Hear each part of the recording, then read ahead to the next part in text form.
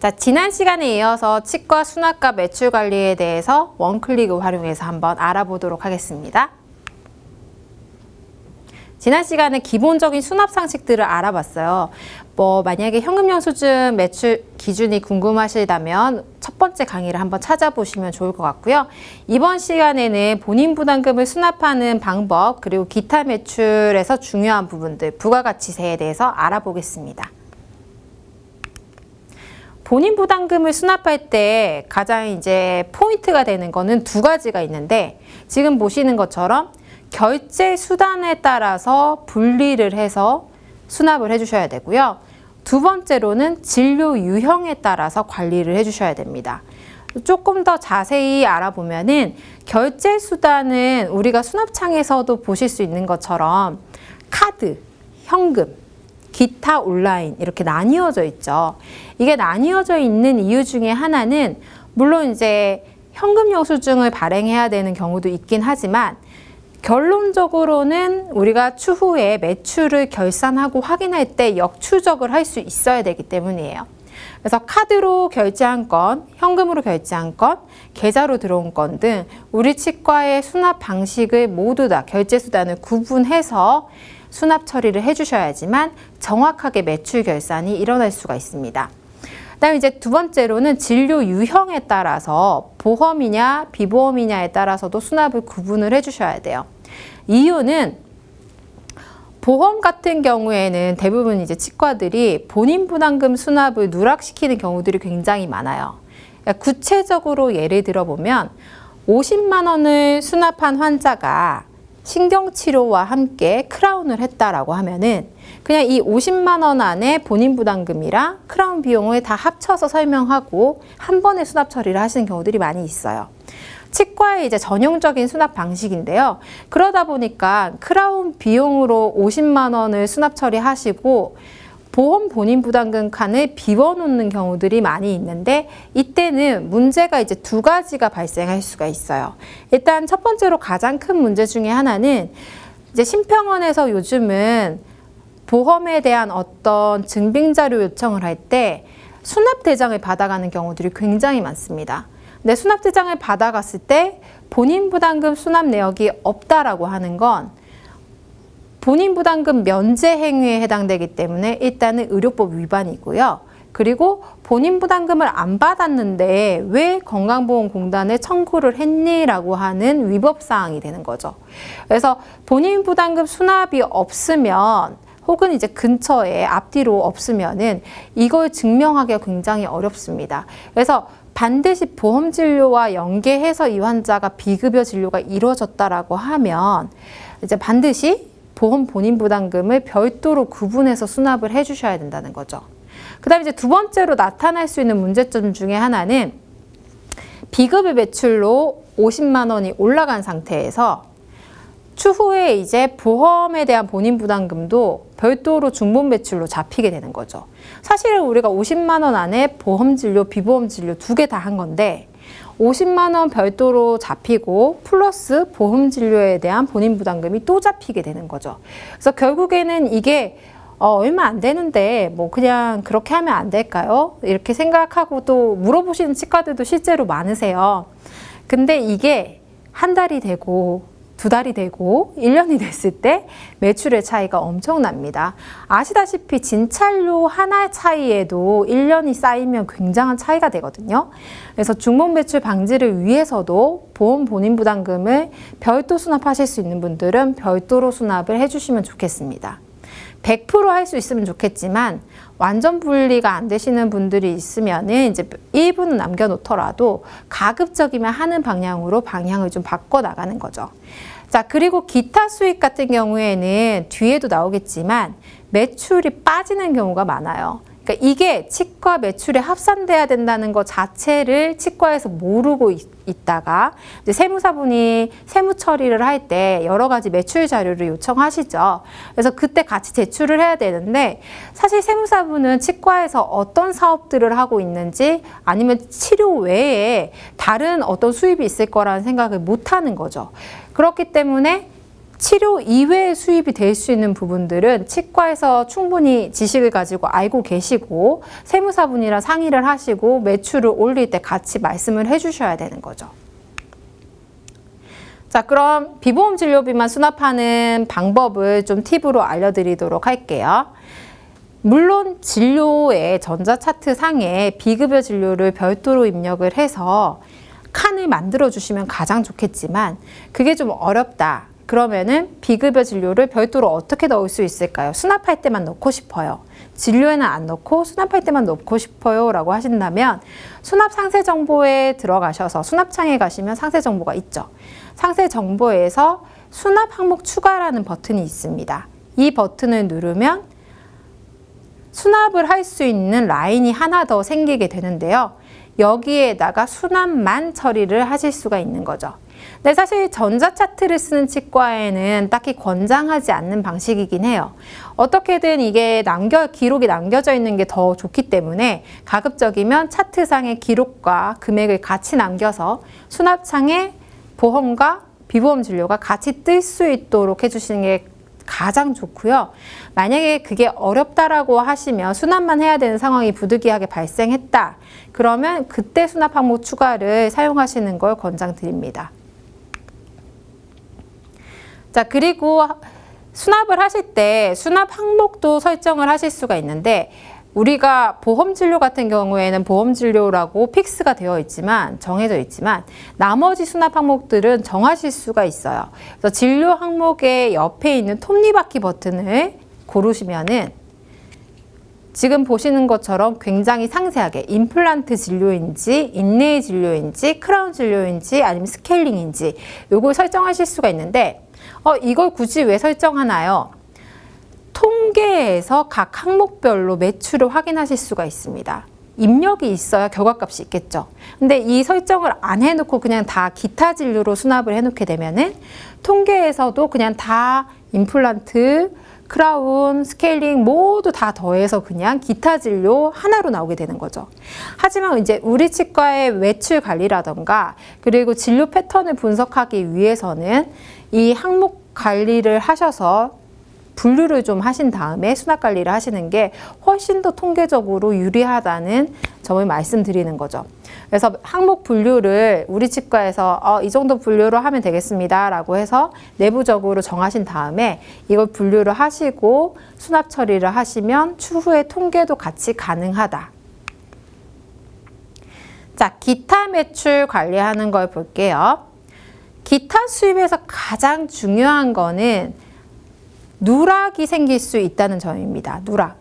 그래서 치과에서 분명히 열심히 진료도 하고 검진도 하고 보건소 사업도 했음에도 불구하고 이 부분을 관리하는 직원이 하나도 없는 경우들이 많이 있어요. 그래서 매출에 합산이 될 수 있도록 꼼꼼히 관리를 해주시는 게 중요하다. 자, 그러면 기타 수입의 종류를 한번 살펴볼게요. 일단 첫 번째로는 학교 구강 검진이 대표적이고요. 그리고 보건소에서 위탁받아서 진행하는 틀니 같은 사업, 위탁 검사료, 검사를 진행하시는 경우에만 해당이 있고요. 검사를 맡기시는 경우에는 수입이 아니기 때문에 지출이죠. 그래서 해당 사항이 없습니다. 그리고 모든 치과들이 발생하는 서류 발급 수수료가 있습니다. 일단 기타 수입을 관리할 때 제가 이제 제안드리는 방법은 3개가 있는데요. 일단 첫 번째, 우리 병원에서 발생하는 기타 수입의 목록이 정리가 되어 있어야 됩니다. 기타 수입이 뭔지를 일단 아셔야 되는 거고요. 지금 방금 설명 들은 걸 토대로 해서 우리 치과는 이러한 부분이 기타 수입이구나 라는 하는 목록 정리를 한번 해주시고 직원분들한테 공유를 해주셔야 되고요. 그리고 이걸 그냥 수입으로만 막 들어오고 있다는 걸 은연중에 알고 계시는 걸로는 안 돼요. 네. 그래서 각 목록을 기록하고 주기적으로 정산 작업을 한 번씩, 한 달에 한 번씩이라도 얼마가 들어왔는지 정산 처리를 해주시는 게 좋습니다. 가끔 보면 굉장히 큰 병원들도 관리가 잘 안 돼서 정말 바쁘게 열심히 아침부터 저녁까지 진료를 하시는데 들어오는 돈이 얼마가 들어왔는지 잘 모르시거나 아니면 실제로 넣어야 되는데 빠뜨리는 경우라든지 안 들어왔는데 챙기지 못한 경우들이 굉장히 많이 있어요. 그것까지 할 시간이 어디 있어요? 라고 할 수 있겠지만 열심히 움직인 거에 대한 대가, 보상, 이 의료에 대한 보상을 받으시는 데 있어서 관리하는 업무가 그만큼 중요한 거예요. 네.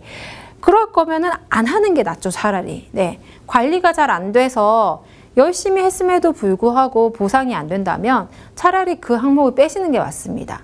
그래서 항상 원장님들한테도 그렇고 말씀드리고 싶은 부분 중에 하나가 관리적인 영역까지 계산을 하셔야 된다는 거예요.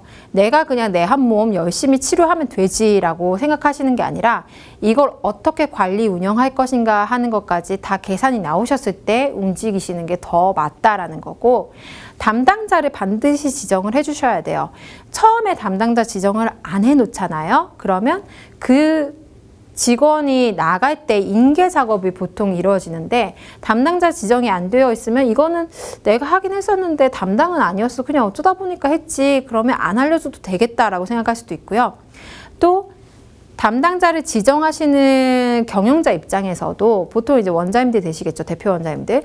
원장님들 입장에서도 이 업무가 누구 거였는지, 업무가 있는지 없는지 파악이 안 되는 경우들이 많이 있어요. 그래서 업무가 있다는 걸 명확히 하시고 담당자를 지정해 놔야지만 그 직원이 퇴사를 하면 이 일을 누구한테 시켜야겠다라는 것까지 계산이 나오겠죠. 생각이 드시기 때문에 담당자 지정까지 해주셔야지만 수익 관리를 하는데 누락 없이 하실 수가 있습니다. 그래서 보통은 이제 기타 수입을 다들 엑셀로 관리를 많이 하시는데요. 엑셀로 이런 것들을 쭉 폴더를 만들어서 관리를 잘 해주시면은 너무나 좋겠지만 사실 좀 엑셀 작업할 게 치과에서는 너무 많기 때문에 이 엑셀 작업을 조금이라도 줄일 수 있는 팁을 몇 가지 드리도록 할게요. 일단 기타 수익 관리에 대해서 이제 원클릭을 활용하실 때 가장 대표적으로 이용하실 수 있는 거는 수납 메뉴에서 구강용품 판매 메뉴입니다. 물론 이 이름이 구강용품 판매이기 때문에 구강용품 판매 때만 사용을 해야 되는 거 아니에요 라고 생각할 수 있겠지만 꼭 그 용도로만 만들어진 건 아닙니다. 그래서 우리 치과에서 기타 매출이 발생한다든지 아니면 이제 뭐 구강용품을 실제로 판매하신다 아니면 다른 수입이 있다라고 하면은 이 메뉴를 활용하시면 굉장히 편하게 관리를 하실 수가 있어요. 메뉴의 기능을 일단 한번 살펴볼게요. 자, 수납의 구강용품 판매 버튼을 누르시면은 이러한 창이 뜨게 되는데요. 제가 일단 강의 자료를 만들면서 뭐 몇 가지 메뉴를 만들어 봤어요. 엔드터프트 브러쉬, 뭐 가글에 플러스 같은 것들을 만들어 봤는데 이 작업은 구강용품 목록의 옆에 있는 이 톱니바퀴를 누르시면은 손쉽게 목록의 이름과 금액을 정할 수가 있습니다. 그래서 다 저장을 해두시면은 지금 보시는 것처럼 버튼으로 생성이 되게 돼요. 저는 3개 항목만 저장을 했기 때문에 3개의 버튼만 보이는 건데 치과에서 사용하는 게 더 있다라고 하시면은 얼마든지 더 명단을 만드실 수가 있고요. 실제로 환자한테 브러쉬를 뭐 판매했다, 칫솔을 판매했다라고 하면은 해당되는 항목을 클릭하시면 우측에 입력이 되고 금액이 뜨죠. 그래서 카드나 현금으로 수단에 따라서 입금이나 이제 결제 처리를 하실 수가 있고요. 이 상태에서 저장을 하시고 통계도 가능하게 됩니다. 그래서 구강용품 판매 메뉴 자체를 구강용품에 국한시키기보다는 메뉴명은 저렇지만 진단서 발급 수수료라던가 아니면 기타로 발행하는 것들이 있으시면은 요 수수료도 같이 여기에서 메뉴를 만드셔서 버튼으로 관리하시면 치과에서 기타 수입이 누락되지 않고 또 엑셀을 사용하지 않고 손쉽게 매출 관리를 하실 수 있다는 거죠. 사실 이제 기타 수익 관리가 누락되는 이유 중에 하나이기도 하고 또 관리하기 어려운 이유 중에 하나가 이 치료적인 부분들에 대한 수입이 치과의 거의 80에서 90%를 차지하다 보니까 치과들이 프로그램에 적혀 있는 매출만 매출이야 라고 생각하는 경우들이 많습니다. 근데 보통 기타 수입은 엑셀로 관리를 하신단 말이에요. 그러면 엑셀에 별도로 있는 걸 프로그램에 있는 금액이랑 합쳐서 매출로 합산시키기는 사실 좀 어렵고 시간도 많이 들어갑니다. 근데 이 구강용품 판매라는 메뉴를 활용하시면 뭐 구강용품 판매부터 시작해서 진단서 수수료라든지 이런 것들에 대해서 메뉴를 얼마든지 만드실 수가 있기 때문에 그 메뉴에 대해서 수납 처리도 프로그램에서 같이 일어나게 되죠. 그럼 결국에 이 수납도 엑셀을 거치지 않고 내가 별도의 노력을 들이지 않더라도 함께 합산 처리를 쉽게 프로그램이 해준다는 뜻이 되는 거죠. 그래서 이 메뉴가 굉장히 유용하게 사용이 되실 수 있기 때문에 꼭 기억을 하고 치과에서 한번 활용을 해보시면 좋을 것 같아요.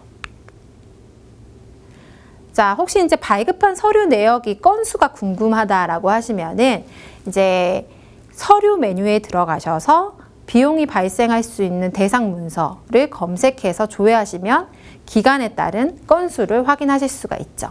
여기서는 금액이 나오는 건 아니고요. 각각에 따른 금액은 따로 있을 거고 건수만 비교해서 조회하실 수가 있습니다. 물론 이제 모든 문서를 검색하실 필요는 없고 매출적인 측면에서 봤을 때는 진단서라든지 아니면 소견서라든지 별도로 비용을 받으시는 서류가 있으시죠. 그거에 대해서만 해주시면 되고 지금 여기 보시면 뭐 치료계획서나 아니면 뭐 원해 처방전 이런 것들도 다 검색하실 수가 있는데 사실 우리가 원해 처방전 발행하면서 돈을 받진 않기 때문에 딱히 매출에 관련되지 않는 서류는 검색하실 필요가 없겠습니다. 근데 만약에 내가 궁금하다라고 하시면은 물론 검색을 해보셔도 되겠죠. 자, 그럼 이제 부가가치세에 대해서 한번 알아볼게요. 부가가치세는 치과에도 부가가치세가 있어 라고 하면 좀 낯서실 수가 있는데 물론 치료적인 목적으로 이루어지는 것들에는 부가가치세가 없습니다. 근데 우리가 물건을 살 때 항상 붙는 게 부가가치세거든요. 네, 텍스가 표시가 되잖아요. 그래서 그 부가가치세는 모든 생필품 같은 것들에 이제 붙게 되는데 이 생활용품이 우리가 마트에서 사는 용품이 필수 항목이어서 부가가치세를 면세를 해줘야 되는 제품이면 없을 수도 있는데 대부분 여러분들이 사시는 거는 부가가치세가 거의 붙어 있습니다.